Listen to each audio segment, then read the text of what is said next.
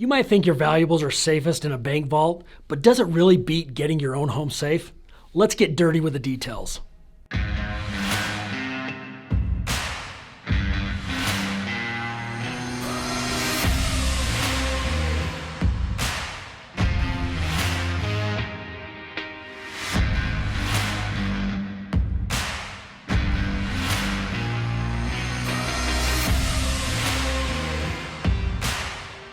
We've seen it a million times on film and TV. If someone wants to protect their valuables, they stick them in a safe deposit box. What could be safer?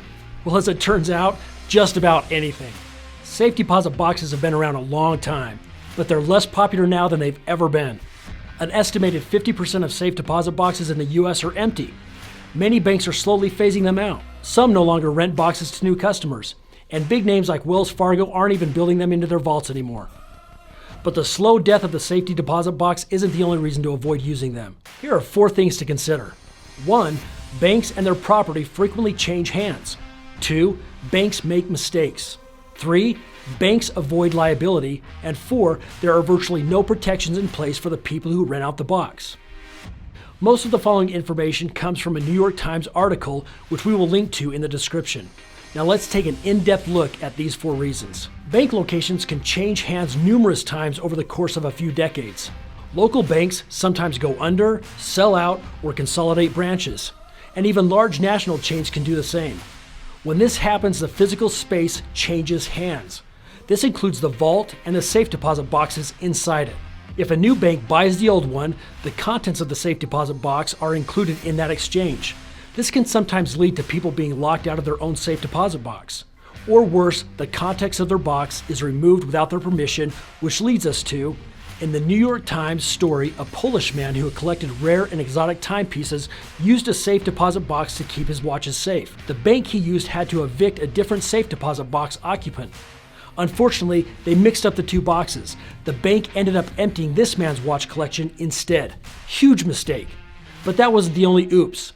Bank employees took an inventory of the box contents before emptying it.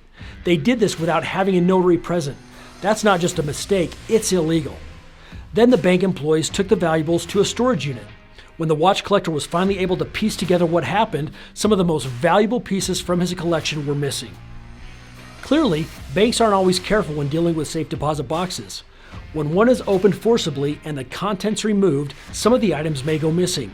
And depending on what you put in there, that could cost you anywhere from a few hundred to millions of dollars. But Kyle, surely banks can't get away with letting people just steal their Unfortunately, they can, and they do. Most banks require you to sign their terms and conditions in order to do business with them. Those terms require arbitration and limit the amount banks can be held liable for. Another big problem, the banks often employ the arbitrators you're required to use. Clearly, they're not unbiased, and they're not going to be working in your favor. Now, you're probably thinking, surely I can get justice by taking them to court or pressing charges. There are almost no protections in place if your valuables get lost, and you give up your ability to sue the bank when you agree to arbitration. Not to mention the fact that banks have more resources to throw at any arbitration proceedings. You can see why many people decide they'd rather take matters into their own hands and purchase a safe. With the right one, you'll get a really secure, fire-protected safe. It will be within your control, and you'll have access 24/7 from the comfort of your home. Imagine never having to rely on banking hours to access your valuables. So should you get a safety deposit box or a safe for your home? It's up to you, but it's clear why many people decide it's best not to trust the security of their valuables to people who clearly don't value them. That's all for today. For more information on this topic, click the links in the description for the New York Times article and podcast by financial expert Clark Howard. Thanks for watching. Remember to like, share, and subscribe if you enjoyed the video.